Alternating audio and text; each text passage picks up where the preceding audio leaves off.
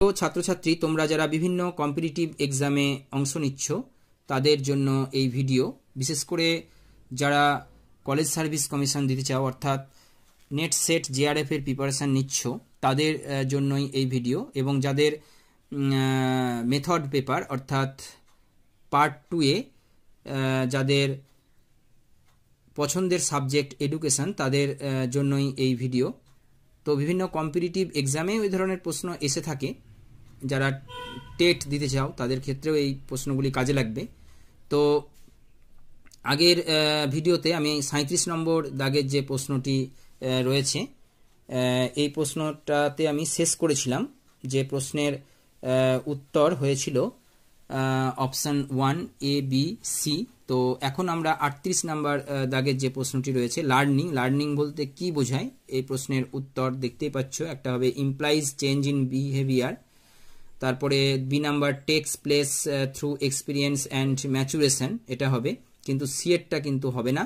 এরপরে ডি দেখো implies that change must be relatively permanent, অর্থাৎ তোমার অপশান 3 A B এবং ডি। নেক্সট হচ্ছে identify the barriers to effective communication. এফেক্টিভ কমিউনিকেশানের তোমাকে বেরিয়ার খুঁজতে হবে।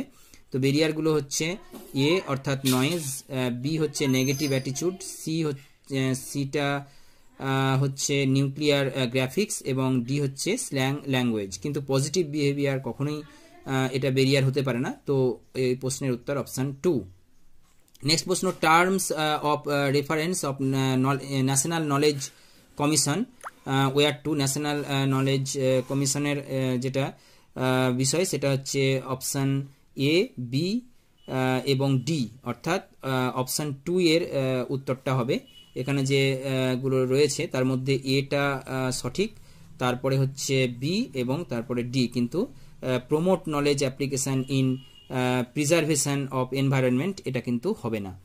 নেক্সট হচ্ছে which of the following has recommended that an independent regulatory authority for higher education should replace NCTE, AICTE, UGC and others। এই প্রশ্নের উত্তর হচ্ছে ন্যাশনাল নলেজ কমিশন।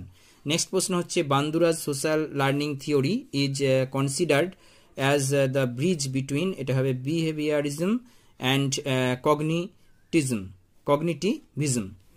নেক্সট প্রশ্ন হচ্ছে যে which of the following is not a platform of MOOCs. এই প্রশ্নের উত্তর হচ্ছে অপশান ডি, অর্থাৎ হচ্ছে